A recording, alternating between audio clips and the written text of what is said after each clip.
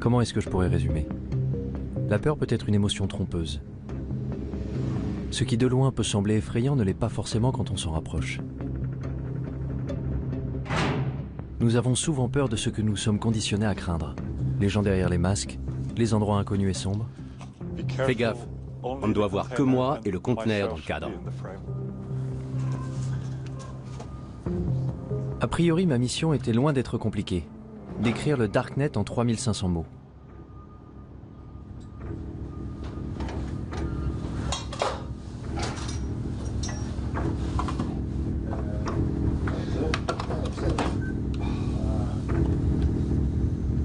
Alors comment je m'étais retrouvé là? Dans un conteneur clandestin à la périphérie de Berlin, avec deux crypto-anarchistes sans visage me faisant faire le tour de leur lab. Non, je ne filme pas mes doigts. Jamais? Compris? Ok. Un des trucs qui m'intéresse en ce moment, c'est de fabriquer un dispositif qui reproduise la norme de communication vocale sécurisée de l'armée américaine, mais qui serait accessible à tous. Comme ça, n'importe qui pourrait se connecter avec ce petit appareil et crypter sa voix en utilisant les lignes téléphoniques traditionnelles. Mais qui cette puce aiderait-elle au final? Des terroristes pour voler à couvert? Ou des révolutionnaires dans les régimes dictatoriaux? Quand j'étais jeune, j'ai lu 1984. Et c'était comme... En un sens, il était visionnaire, mais d'un autre côté, il était très optimiste, parce qu'il ne pouvait pas imaginer les développements technologiques que nous avons connus depuis. Et d'un point de vue technologique, c'est déjà bien pire. Ça donne une société qui vit en état de surveillance permanente. 1984? Je suis né en 1984. Oui, ça c'est moi juste là. C'est précisément l'année qu'Orwell avait imaginé comme étant le début de la fin de notre vie privée. Un monde dans lequel Big Brother nous surveillait en permanence. Mais personne n'y prêtait vraiment attention. Pourtant, c'est cette année-là que les familles heureuses ont pu installer le premier ordinateur Macintosh chez elles. 10 ans plus tard, ma génération serait déjà dépendante aux écrans. We installed the internet on our computer just a short time ago, and I haven't been able to get the kids off it ever since. Petit à petit, nous sommes tous devenus accros. Ça a commencé avec des jeux, des chats, des emails, même des films. Nos goûts se sont développés avec Internet. Mon premier amour, mon deuxième amour, mon troisième. ICQ, puis Facebook, Google, Twitter. Arrivé à l'âge adulte, j'avais passé une bonne partie de mon temps en ligne. Pourtant, je ne m'étais jamais dit qu'il pouvait y avoir une autre facette à explorer. Le fameux Deep Web. À vrai dire, je n'avais pas la moindre idée de la façon de le trouver. Donc j'ai commencé comme tout le monde, par une recherche sur Google.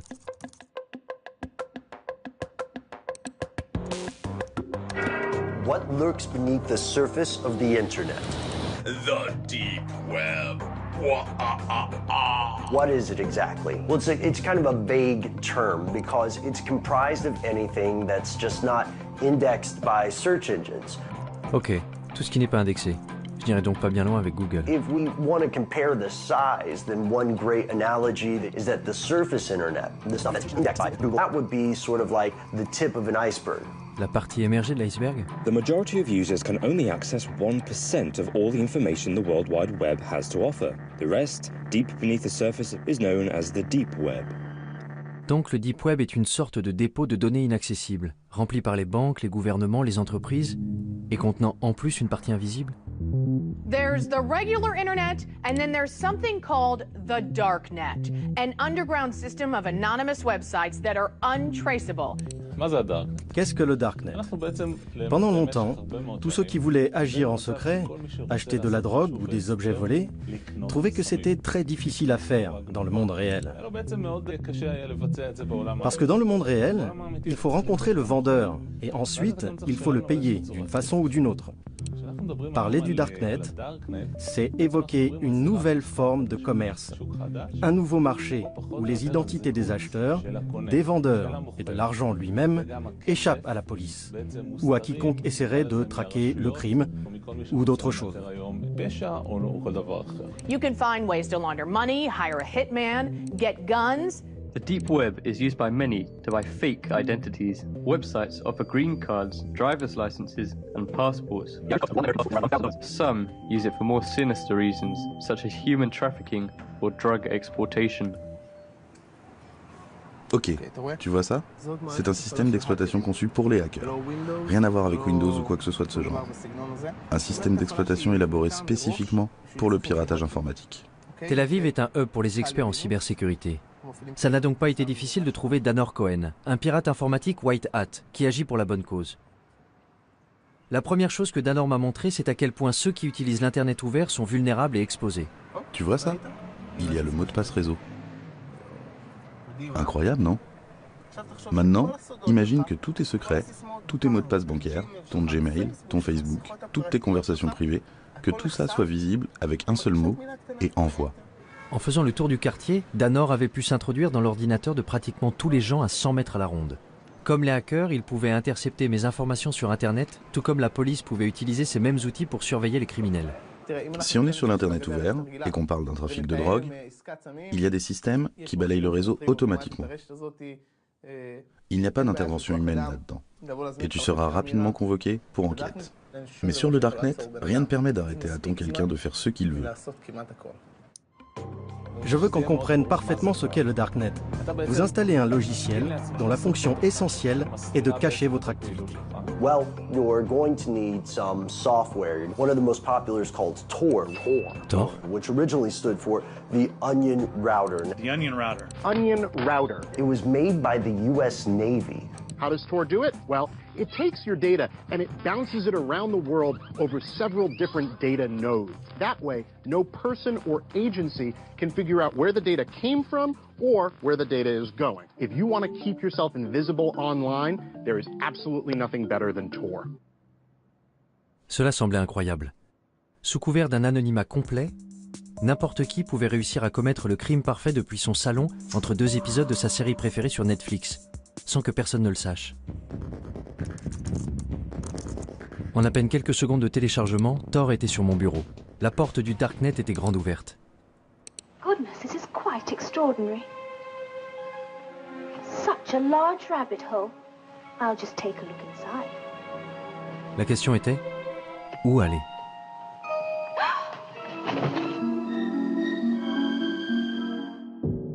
Mon premier arrêt a été le wiki caché. Ce n'était pas vraiment différent d'une page Wikipédia classique, seul le contenu était un peu plus... enfin, je sais pas, voyez vous-même. Des drogues, beaucoup de drogues. De l'herbe, de la cocaïne, de l'héroïne, de la méthamphétamine en cristaux. L'anonymat est quelque chose de très difficile et de rare à obtenir. Et pour cela, Tor est ce qu'il y a de mieux. Si je devais faire quelque chose d'illégal, j'utiliserais Tor pour le faire. Et la liste s'allonge avec des tueurs à gages, des offres pour éliminer des hommes politiques. 58 000 € pour tuer un journaliste? Comment? C'est tout ce que je vaux? Les portes sont grandes ouvertes. Rien ne peut vous arrêter. Il n'y a pas de loi, pas d'ordre, pas de justice, rien. C'est pour ça que Tor est dangereux. Très dangereux. Les drogues et les armes n'étaient pourtant que la surface du Darknet. Il y avait de nombreux groupes et forums communautaires pour satisfaire les désirs les plus sombres de l'humanité. Les néo-nazis y avaient évidemment fait leur place. Ensuite, il y avait ceux qui donnaient dans la torture animale. Les 10 principales raisons de tuer un gosse, mon Dieu, de la pédophilie. L'endroit le plus bizarre que j'ai trouvé, ça doit être le Cannibal Café, au service de l'humanité. Ah ouais? Vraiment? Je peux vous raconter des réunions avec des officiers de police où ils s'arrachaient les cheveux. On ne sait pas quoi faire avec ce truc. C'est un cauchemar. Un Sodome et Gomorrhe virtuel moderne. Ça ressemblait vraiment à un cauchemar. Si les règles du jeu changeaient, comment faisait la police pour rattraper son retard? Et avait-elle au moins une chance de pouvoir le rattraper? Ça tourne? Je peux commencer? Je suis curieux de savoir comment le Darknet a changé l'apparence du crime. Le visage du crime a changé. Aujourd'hui, on voit que le crime passe de plus en plus du monde physique au monde en ligne. Pourquoi? Tout simplement parce que les gens ont tendance à croire que dans le monde en ligne, ils sont plus anonymes et peuvent commettre des crimes sans se faire prendre. Si vous allez sur le Darknet, et je suppose que vous l'avez fait, vous trouverez des gens qui cherchent à acheter X, Y ou Z, qui sont pour la plupart des choses dont la possession et la vente sont illégales. Ça peut être des drogues, des armes, de la pédopornographie, des logiciels malveillants ou encore certains services, à commencer par les virus informatiques, les hackers alloués et ainsi de suite, jusqu'au meurtre. La liste des cybermenaces s'est allongée tant et plus. Mais je me demandais, est-ce que cacher son identité en ligne est un crime en soi? Concernant cette question de l'anonymat, vous considérez que c'est quelque chose de mal, quelque chose de bien, ou ça vous est égal? Vous savez, notre travail consiste à faire respecter la loi. En Israël, le travail qui consiste à établir les normes sociales est du ressort des législateurs. Je ne pense pas que ce soit à moi de dire si une personne doit pouvoir être anonyme. Je peux dire que l'anonymat pousse les gens à croire que s'ils commettent un crime, on ne les attrapera pas. Et c'est une erreur. Ce n'est pas vrai. Alors penser qu'on pourrait absolument tout planquer en ligne serait illusoire? La police pouvait-elle vraiment trouver n'importe qui se cachant dans le Darknet?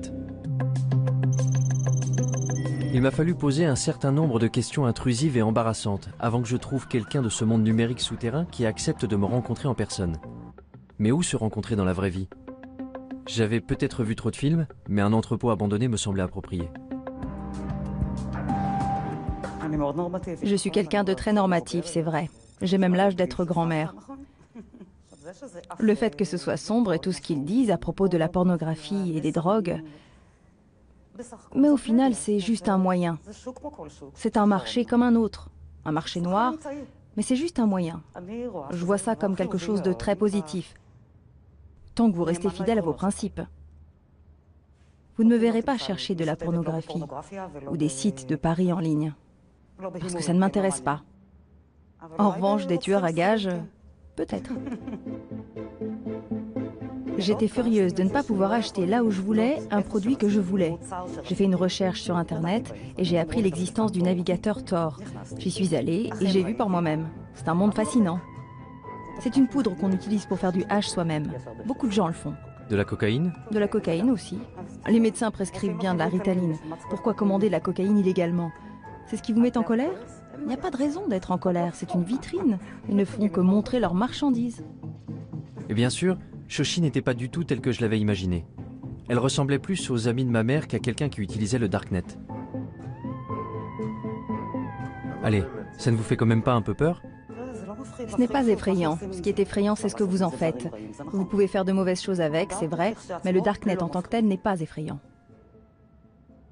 J'ai tendance à être méfiant vis-à-vis des gens qui me disent qu'il n'y a rien à craindre. Le Darknet n'était-il pas vraiment qu'un marché noir équivalent à eBay? La technologie a toujours eu un double visage, selon l'usage que l'on en fait. Prenez l'imprimante 3D par exemple. Fais descendre l'arme. Roy Cezana en a utilisé une pour imprimer en 3D un revolver dont il avait téléchargé le modèle sur le Darknet. Puis il est entré en douce dans un rassemblement universitaire où il y avait les hommes politiques les plus importants d'Israël. Il a dit que le plus drôle dans tout ça, c'est que tout le monde était debout autour et regardait. Le côté spectaculaire, c'est cette fabrication rapide et personnalisée. C'est ce qu'on appelle le rapid manufacturing en anglais. Autrefois, la production ne pouvait se faire que dans des usines géantes valant des millions de dollars. Aujourd'hui, n'importe qui peut avoir ces machines à la maison. Une imprimante 3D qui peut servir à imprimer un revolver. Les gens ont ça chez eux. Mais ce n'est pas donné à tout le monde d'imprimer une arme à feu aussi facilement. Il faut télécharger le plan quelque part. Et d'où vient le plan? Il vient du Darknet. Une fois que quelqu'un a téléchargé le plan, il peut le regarder à l'écran et décider de déplacer le percuteur ici, la gâchette là, et concevoir une arme légèrement supérieure. This is called the lower receiver. This doesn't have a serial number and it doesn't require a background check. Et s'il se rend compte qu'il a créé une arme supérieure à l'original, que fera-t-il? Il téléchargera son plan sur le réseau. This is a ghost gun. Ce à quoi nous assistons, c'est à une tendance de déqualification, une diminution des compétences nécessaires pour atteindre un certain objectif. Vous voulez synthétiser des composés chimiques chez vous?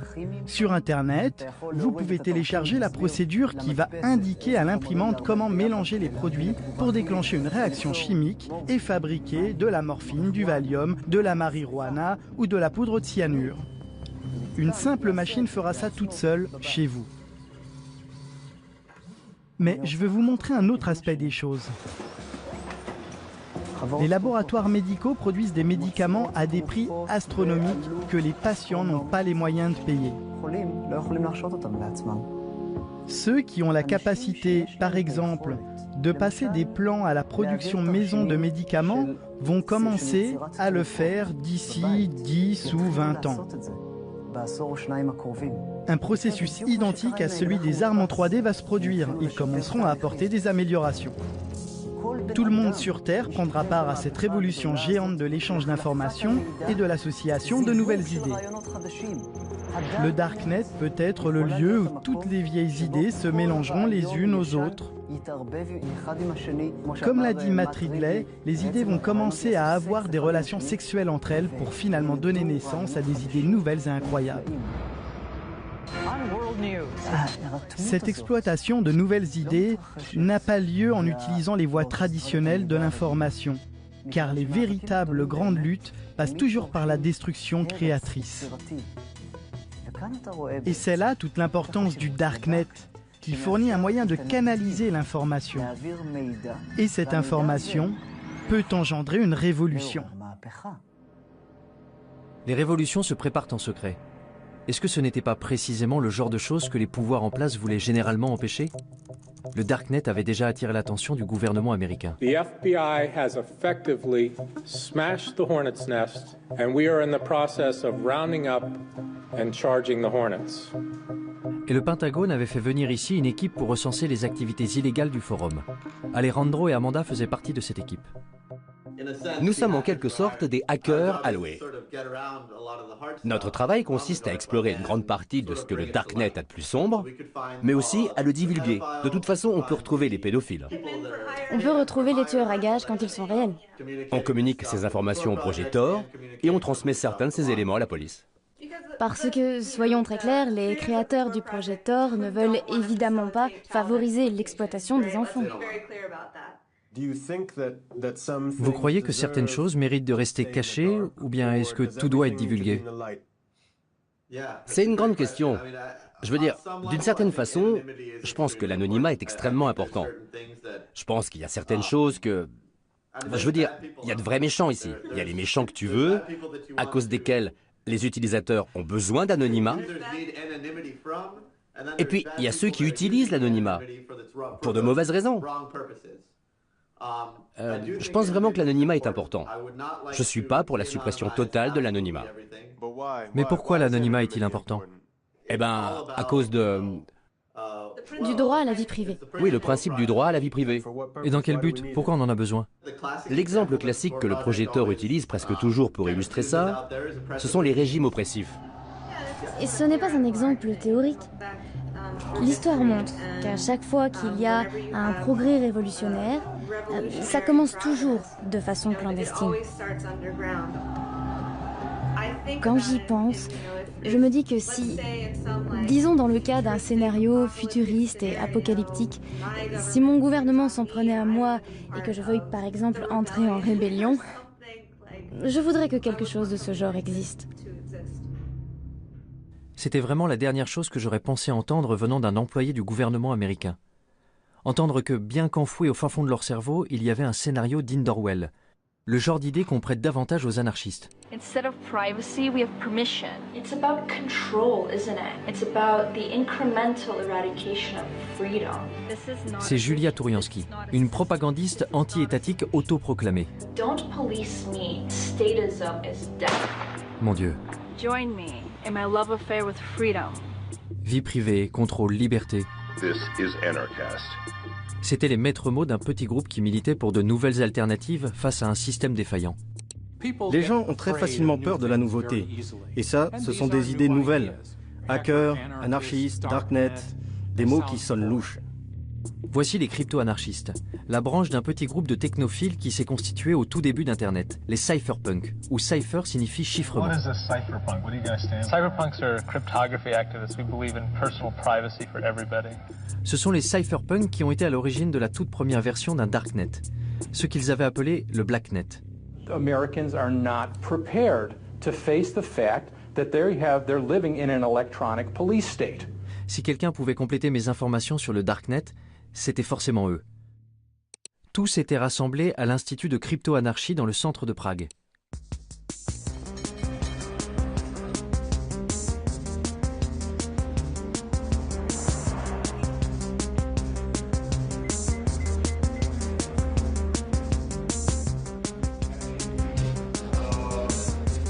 Parallelnipolis représente des outils et des moyens pour protéger nos libertés contre les tendances autoritaires des institutions politiques et sociales. Désolé, c'est vraiment privé. Vous ne pouvez pas prendre ces personnes en photo, ok? Pénétré dans le congrès des hackers à Parallelnipolis, je ne savais absolument pas dans quoi j'étais sur le point de m'engager. J'étais même tellement incertain que j'avais fait le tour du pâté de maison avant de me décider à entrer. Et quand j'avais finalement pu trouver quelques participants pour parler devant la caméra, ce n'était pas sans condition. C'est bon? Super. On entre?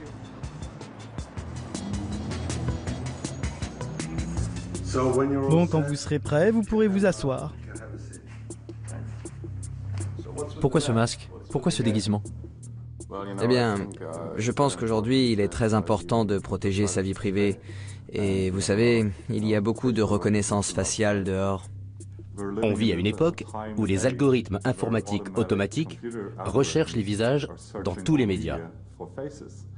Et je ne veux vraiment pas que mon visage me suive partout où je suis. Si tu veux me rencontrer, si tu veux me voir, viens me voir en personne. Les médias, c'est pas mon truc. Alors comment est-ce que tu parles de toi? Quelle est ton identité? Eh bien, dans le contexte d'aujourd'hui, appelle-moi Smuggler. Et ta mère, comment t'appelle-t-elle? Ça, je ne te le dirai pas. Demande à ma mère.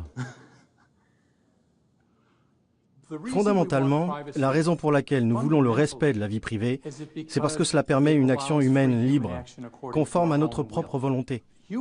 L'homme se développe quand il utilise son propre esprit et fait ses propres choix, bons ou mauvais, et qu'il en assume les conséquences. Voilà comment on grandit.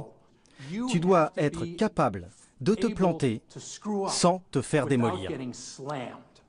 Mais quand quelqu'un te surveille, quand tu dois avoir peur, si tu dois baisser la voix pour parler de certaines choses, tu empêches le développement de l'homme, l'évolution de l'homme. Je pense que de nos jours, il y a une forme de totalitarisme beaucoup plus subtile. Dehors, tu as toutes ces libertés. Tu peux porter ce que tu veux, tu peux faire ce que tu veux, tu peux être gay. Tout va bien, parce que tu sais, nous sommes des gens libres. Dans les systèmes totalitaires précédents, le fait de ne pas être libre était beaucoup plus clair pour les gens. Maintenant, c'est genre, tu es ce consommateur heureux qui peut regarder tous les films sur Netflix, mais dès que tu essaies vraiment de pousser un petit peu pour changer le système, tu te fais attaquer. Et tout le monde te dit « Ouais, c'est quoi ton problème? Like-moi sur Facebook, c'est tout. » Quand on est assis face à l'ordinateur chez nous, on est dans un environnement qu'on associe a priori à la vie privée. Mais ce qu'on fait en réalité, c'est qu'on crée des choses sur tous les toits. Et en ne nous protégeant pas, on a tout simplement ouvert notre espace privé au monde entier. Et moi je dis, attention, ce que vous faites là, vous ne le feriez pas si vous compreniez vraiment ce que ça implique. Parce que vous ne faites ça pour rien d'autre dans votre vie. Je n'ai jamais été particulièrement soucieux de la vie privée. Quand j'ouvre une appli sur mon téléphone, je ne me demande pas vraiment où ces données vont finir. Facebook, Google, ce sont des systèmes de surveillance.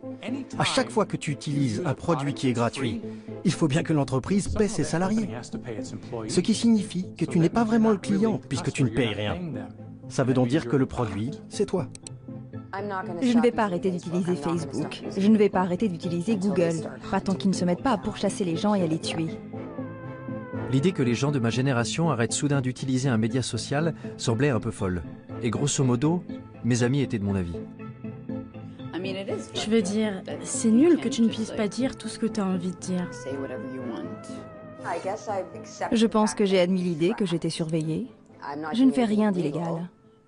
Pas sur Internet.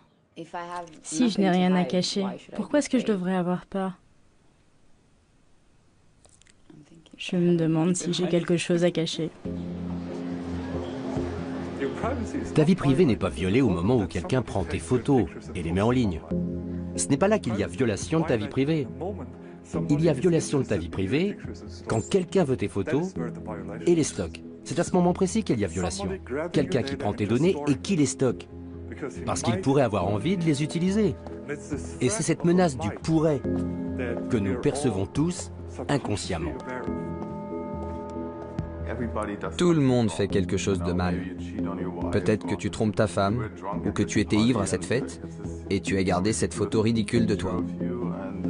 Et ensuite, ils peuvent utiliser cette information pour appliquer une loi qu'ils n'appliquaient même pas avant. Ou alors tout simplement pour te faire chanter publiquement.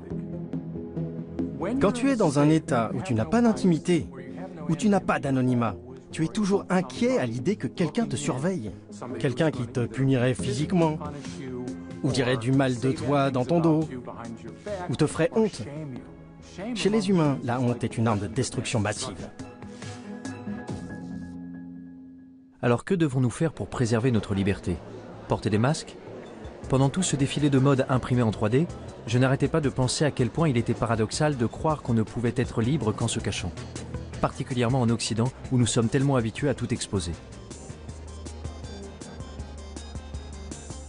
J'étais au Caire au moment du printemps arabe, en même temps que Shira Frenkel, qui écrivait sur les événements dramatiques qui s'y déroulaient. Désormais, elle écrit pour BuzzFeed des articles sur les technologies de cryptage comme Tor. En Occident, on croit que le Darknet est noir et diabolique et malveillant, alors qu'ailleurs dans le monde, on ne l'appelle pas le Darknet. On ne le voit pas comme un terreau diabolique.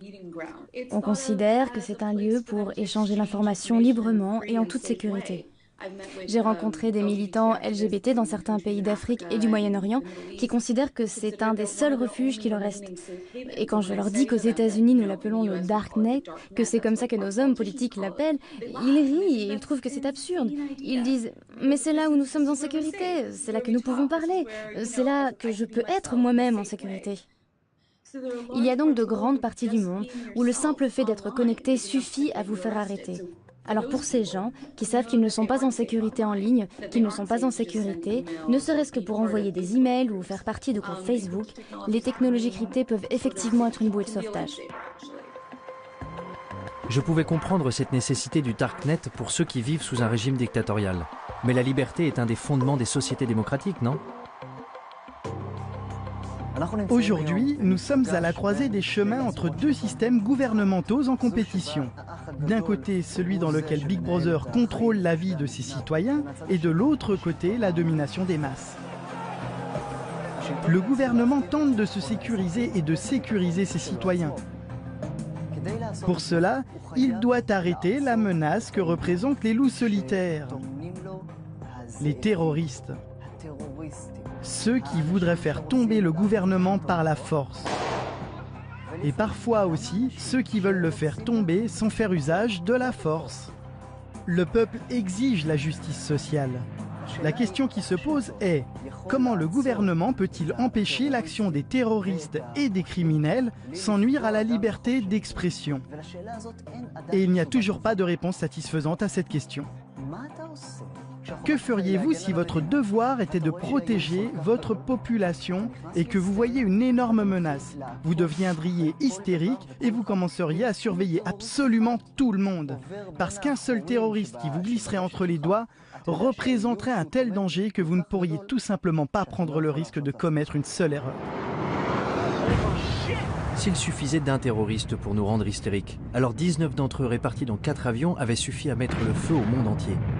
Dans les mois qui avaient suivi le 11 septembre, le Congrès américain avait adopté le Patriot Act et la NSA avait mis en place les programmes de surveillance massive qu'elle souhaitait faire adopter depuis des années. I take the threat of terrorism seriously, and I think we all do.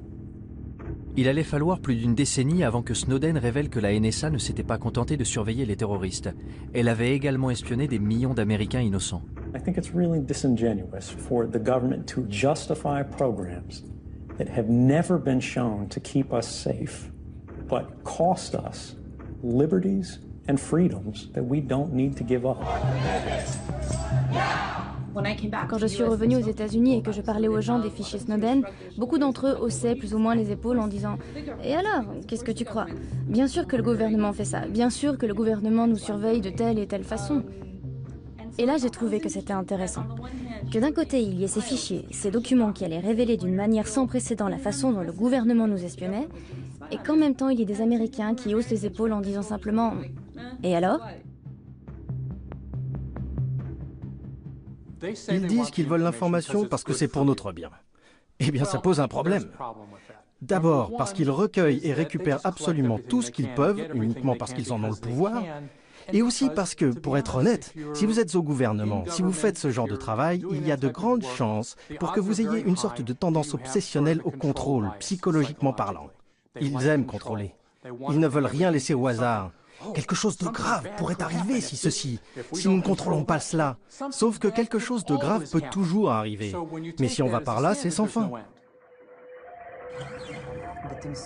On peut voir dans les notes internes de la NSA que le gouvernement des États-Unis et la NSA avaient commencé à faire circuler des documents dans lesquels ils enseignaient à leurs agents les failles non pas des terroristes, mais de prédicateurs musulmans. Lorsque le gouvernement commence à lister les failles de prédicateurs musulmans, on désigne un et dit « lui, il regarde des pornos en ligne ». Tout à coup, le gouvernement a le pouvoir, juste comme ça, de détruire la réputation et la crédibilité de toute personne dont il n'approuve pas le message. I have a dream that one day this nation will rise up. Peut-être, je dis bien peut-être, que même pour les plus grands prédicateurs, comme Martin Luther King, qui entre parenthèses trompait sa femme à gauche et à droite et fumait de l'herbe, ce qu'il essayait de cacher, peut-être que ce serait pareil, et que s'il était vivant aujourd'hui et s'apprêtait à fonder le même mouvement pour donner des droits aux Noirs en Amérique, le gouvernement pourrait l'en empêcher très facilement. Et s'il est possible de faire ça à n'importe qui, jusqu'où cela peut-il conduire l'État? Quand les voix opposantes sont plus entendues? Quand il n'y a pas de véritable démocratie pour pouvoir forcer le gouvernement à changer de cap et à choisir une direction plus stable? Cela augure des temps obscurs.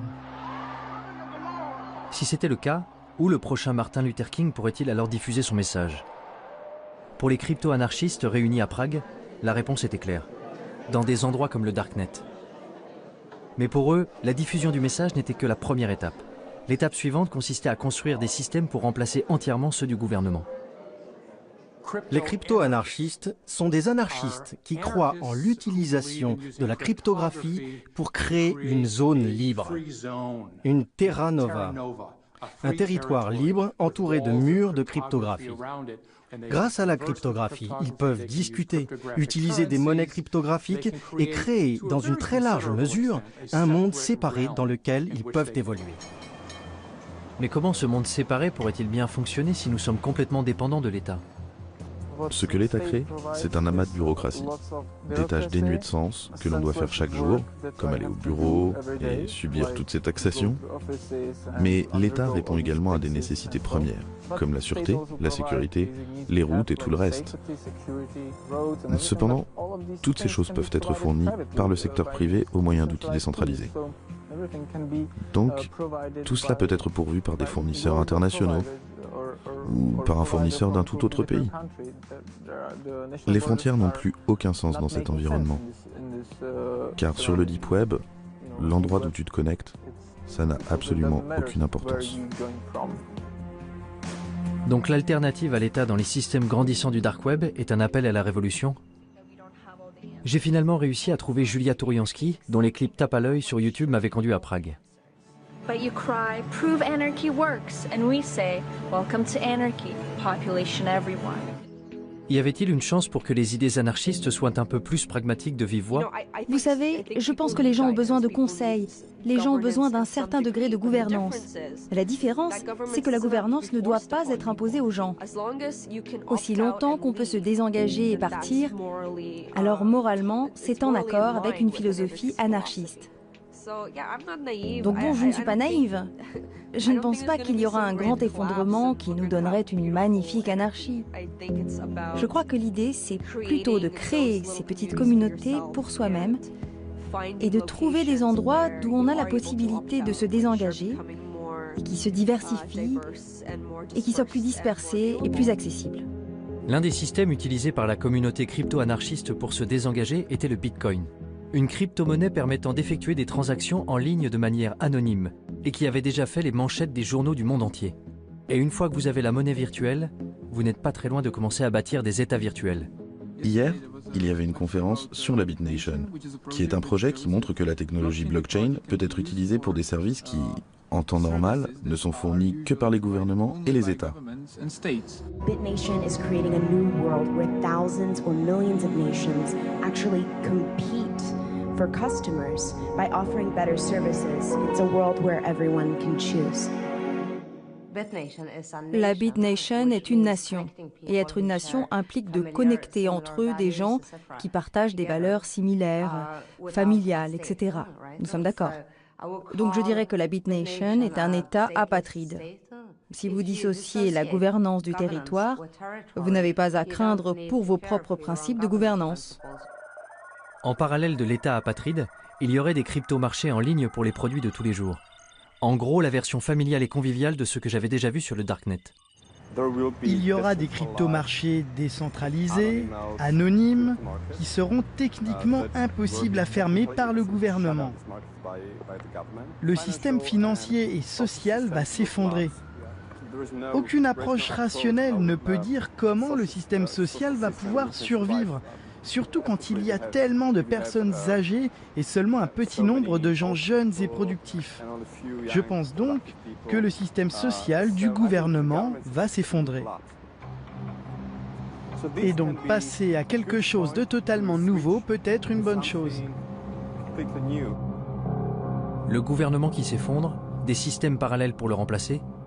Les crypto-anarchistes étaient dans la droite ligne des cypherpunks et de ce qu'ils avaient écrit en 1988. Regarde ce que les cypherpunks écrivaient avant que la technologie d'aujourd'hui existe. Je veux dire, ils peuvent être fiers d'eux. Vous avez raison. Lire leurs écrits revenait un peu à lire une prophétie de science-fiction. À l'ère électronique, la vie privée est nécessaire pour une société ouverte. Tout ce qu'ils avaient prédit il y a plus de 30 ans était effectivement en train de se réaliser aujourd'hui. Bitcoin, construire des systèmes anonymes avec de l'argent électronique. Wikileaks, la crypto-anarchie permettra de mettre en libre circulation les secrets nationaux. Darknet, des systèmes qui permettent de faire des transactions anonymes. Crypto-marché, un marché informatique anonyme permettant d'échanger des biens illicites et volés. Ils avaient même prédit la façon dont les gouvernements répondraient à ces développements. L'État essaierait de ralentir la propagation de ces technologies au nom de la sécurité nationale.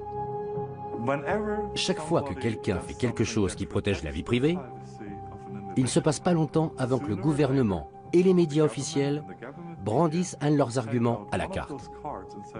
C'est mauvais parce que terroriste, ou c'est mauvais parce que drogue. Ce sont effectivement de mauvaises choses.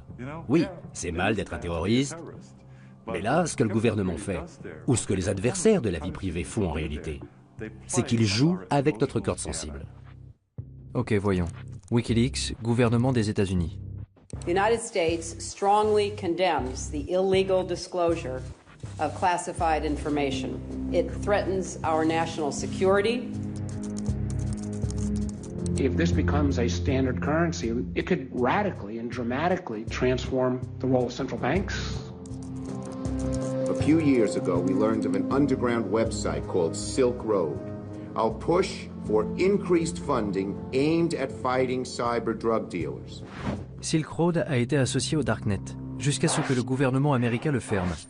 C'était le marché le plus important du genre, avec des mouvements atteignant 1,2 milliard de dollars en produits, essentiellement de la drogue. The biggest criminal trial in the history of the internet is over this morning. The mastermind of the Silk Road website was sentenced to life in prison without parole. Pour presque tous ceux que j'ai rencontrés à Prague, Ross Ulbricht n'avait rien d'un baron de la drogue. Il avait plutôt été la victime la plus visible des efforts du gouvernement pour éliminer les cryptomarchés du Darknet en faisant de lui un exemple. Si on prend l'histoire des cypherpunks, de la crypto-anarchie, c'est en fait l'un des premiers exemples dans le monde réel d'une contre-économie opérationnelle. Et ça a été un énorme succès. Vous aviez le marché Darknet, vous aviez une certaine forme d'anonymisation, vous aviez une certaine forme de monnaie numérique anonyme, et c'est devenu très important, très vite. Et c'est essentiellement à cela que tient le pouvoir explosif de quelque chose comme Silk Road. Et je pense que c'est la raison pour laquelle l'État a réalisé que c'était vraiment menaçant. Silk Road menaçait le statu quo. Il menaçait le pouvoir de l'État. Maintenant, imagine que ça existe pas seulement pour les drogues, mais que ça existe pour la nourriture, que ça existe pour l'énergie. Si tous les biens de la planète étaient disponibles sur le marché noir à des prix raisonnables, l'État perdrait la plupart de ses revenus, la majeure partie de sa capacité à réguler, la majeure partie de sa capacité à favoriser certaines entreprises. Alors, que se passerait-il ensuite?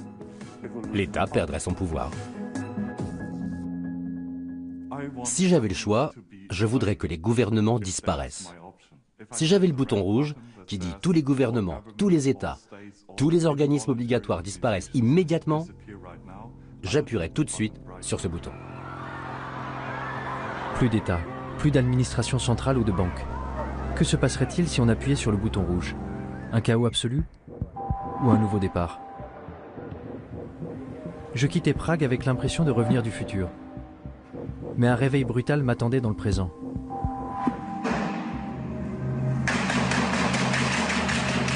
Deux attentats à Paris, un aux États-Unis, un avion abattu en Égypte. N'avions-nous pas effectivement besoin de protection plus forte vis-à-vis de ces gens, même au prix du sacrifice d'un peu de confidentialité? You can't have 100% security and also then have 100% privacy and zero inconvenience. We're going to have to make some choices.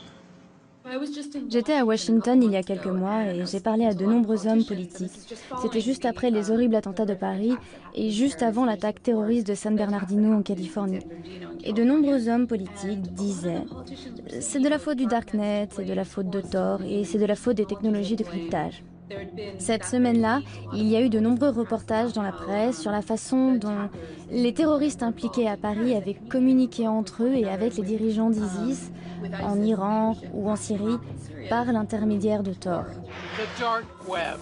The US believes ISIS and others are now using the most covert part of the online world to recruit fighters, share intelligence, and potentially plan real-world attacks. Et dans les semaines qui ont suivi, il s'est avéré que non seulement ils n'avaient pas utilisé la technologie cryptée, mais qu'ils avaient même échangé des SMS entre eux. Je pense que pour les hommes politiques, rejeter la faute sur le dark web est vraiment un moyen facile pour se laver les mains d'un échec des services de renseignement. Pourquoi dire « nous avons raté un SMS » ? Pourquoi dire « nous avons raté un coup de fil » quand on peut dire « non, non, tout ça s'est passé sur le dark web. Nous n'avions aucune chance de connaître les horreurs qui allaient se passer. » C'est un joker pour dire « nous n'avons rien raté ». C'est facile de prendre le Darknet comme bouc émissaire, de dire que s'il n'existait pas, nos vies seraient plus sûres, mieux protégées. Mais le Darknet a toujours existé sous une forme ou une autre. Je vais vous parler de la première fois où je suis entré sur le Darknet. J'avais 4 ans, et à chaque fois que mes parents ne voulaient pas que je comprenne quelque chose, ils parlaient en yiddish. Le yiddish était leur Darknet à eux. À l'âge de 4 ans, je vivais dans 2 réseaux parallèles.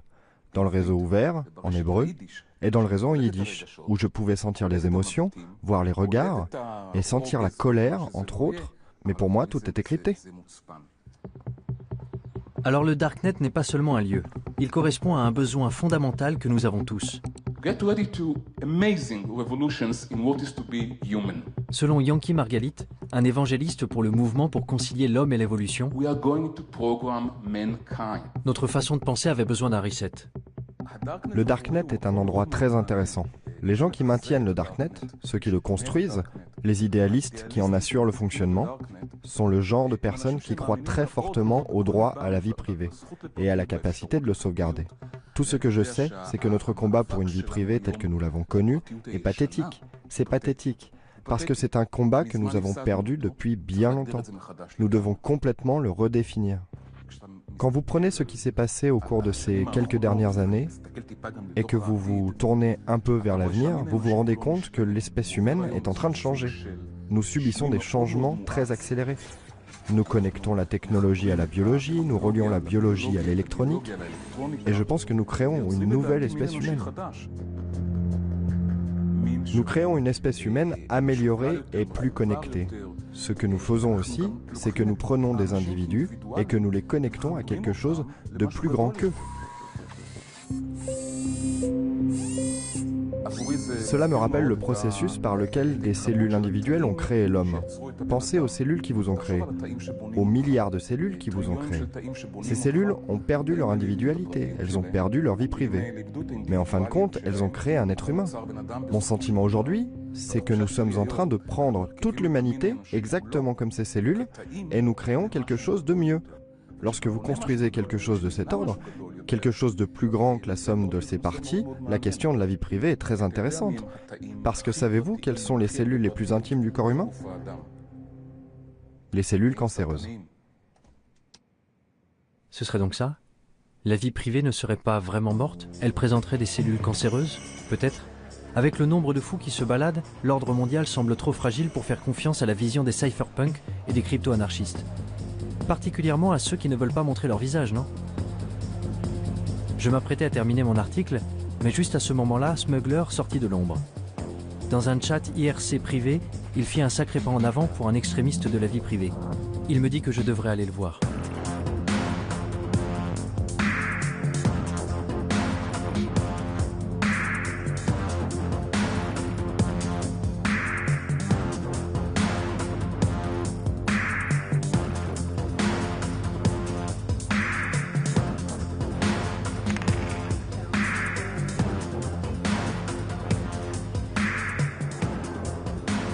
Se balader dans les rues de Berlin avec deux types masqués m'a mis un peu mal à l'aise. Même si nous nous étions déjà rencontrés une fois. Je me demande ce que le chauffeur de taxi a bien pu penser. Réfléchis à ça. Psychologiquement, les raisons pour lesquelles tu étais nerveux et... Non mais regarde-toi. Mais la peur peut être une émotion trompeuse. De quoi était-je censé avoir peur au juste? Des cellules cancéreuses? Ou de renoncer à la vie privée et à l'individualité pour devenir un seul et grand organisme? Tu ne peux pas faire travailler tous les gens de la même façon. Et on observe ça aussi dans la nature. En agriculture, par exemple. Si tu utilises exactement les mêmes méthodes, exactement les mêmes cultures tout le temps, tôt ou tard, ton exploitation agricole déclinera. Parce que la réalité a besoin de la diversité pour se stabiliser. Coupe la caméra maintenant.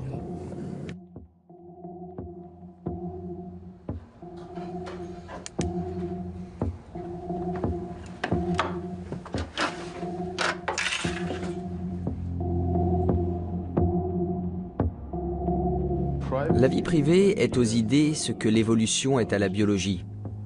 Tu sais, pour qu'un écosystème soit sain, il faut des niches locales et il faut une transformation.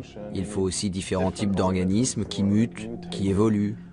Un certain nombre d'entre eux vont mourir, d'autres vont prospérer et globalement, c'est une structure très résistante. C'est la même chose pour une société en bonne santé. Il faut de nombreuses idées différentes et les bonnes vont effectivement survivre. Et si tu penses à ce futur, où toute l'humanité ne serait qu'un seul organisme allant dans une seule direction, il suffit d'un seul bug pour tuer le tout. Et c'est terminé. Game over. Et ce sera pire que nos pires craintes de guerre nucléaire. Je veux dire, rappelle-toi ce que nous avions avec le Troisième Reich en Allemagne. Imagine maintenant le Troisième Reich à l'échelle mondiale et aucun autre pays pour l'arrêter. Quel bordel! Malgré tous nos progrès, malgré tous les avantages de notre monde interconnecté, l'histoire serait tout de même condamnée à se répéter? Nous abordons un futur que nos parents ne pouvaient pas imaginer. Savoir ce qui en ressortira, c'est de la science-fiction. Mais moi, je ne veux pas vivre dans un futur où tout est contrôlé. Chaque bit de technologie, chaque bit d'information, comment il faut construire les choses, ce qu'il faut penser. C'est si énorme que George Orwell doit se retourner dans sa tombe. Parce que je ne crois pas qu'un tel futur sera vraiment durable. Alors à quel moment votre travail sera-t-il achevé? Jamais. Non, jamais. Je veux dire, certaines personnes travaillent pour la surveillance, et nous travaillons pour renforcer l'anonymat. On n'y arrivera jamais, mais c'est un idéal à viser. De plus, même si nous travaillons pour plus de vie privée, ça ne veut pas dire que qui que ce soit va arrêter de travailler pour la surveillance. Donc tant qu'ils travaillent sur la surveillance, nous, on a un travail à faire. Mais certains diraient, je ne sais pas, que vous êtes peut-être paranoïaque. C'est vrai, vous n'êtes pas des criminels purs et durs, vous ne vendez pas de drogue, vous ne... je sais pas... Mais je veux dire qu'il y a beaucoup de... Je crois que toute la discussion... C'est bizarre le tour qu'a pris cette affaire. Que ce soit à nous de devoir nous défendre. Tu sais pourquoi tu as des rideaux dans ton appartement? Pourquoi tu fermes ta porte à clé? Et il y a plein de précédents historiques où des gens ont été tués à cause de données les concernant qui avaient été recueillies. Tu sais, c'est ce qui s'est passé pendant le Troisième Reich. Ce qui s'est passé dans les années avant même que le Troisième Reich existe, c'est que beaucoup d'États-nations exigeaient l'enregistrement des citoyens. L'une des choses que de nombreux États, comme les Pays-Bas, la Belgique, la France, l'Allemagne, exigeaient, eux, c'était que tu indiques ta religion. Les nazis sont arrivés et ils ont pris ces registres pour les fouiller. Donc quand l'Allemagne a envahi les autres pays, ils n'avaient plus qu'à fouiller les registres et à tuer les personnes de la mauvaise religion. Aucun pays ne se doutait que ça pourrait être un problème 10 ans plus tard. Et pourtant, ça en a été un sacré. La plupart d'entre eux ne l'auraient jamais cru. Il faut se rendre compte qu'on ne peut pas réellement savoir de quoi l'avenir sera fait. On n'arrive pas à se représenter la merde qui se passe dans le monde aujourd'hui. Alors dans 5 ans, encore moins. En quittant le conteneur, j'ai rallumé mon téléphone et trouvé mon chemin sur Google Maps. J'ai ouvert Gmail pour envoyer l'article à mon rédacteur en me demandant quelle conclusion tirer de tout ça. Où m'avait conduit cette exploration du terrier? Le Darknet n'était pas le monstre diabolique que j'avais eu tendance à imaginer. Il semblait au contraire qu'il puisse être le seul endroit qui nous reste pour échapper à la surveillance de plus en plus attentive de Big Brother. Un lieu où nous pourrions nous débarrasser de nos anciennes identités pour en créer de nouvelles, et même bâtir des mondes nouveaux. Un endroit où nous pourrions bénéficier d'une vraie liberté. Ce n'est qu'à ce moment-là que je repensais à ce que m'avait dit Smuggler quand j'ai quitté le conteneur. Que la plupart des gens ne cherchent pas du tout une liberté réelle. Ce qu'ils veulent, c'est avoir juste assez de liberté pour se sentir bien.